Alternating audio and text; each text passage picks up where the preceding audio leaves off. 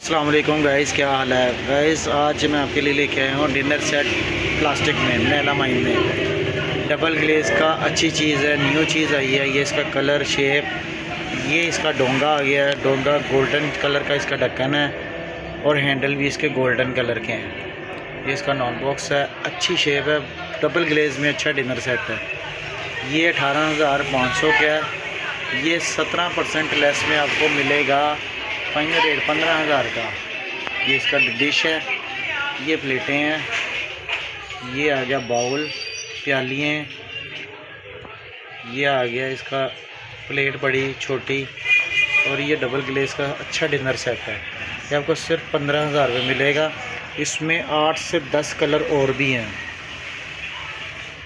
जिससे मैंने आपको एक कलर दिखाया है, इसमें तक 10-12 कलर और भी हैं।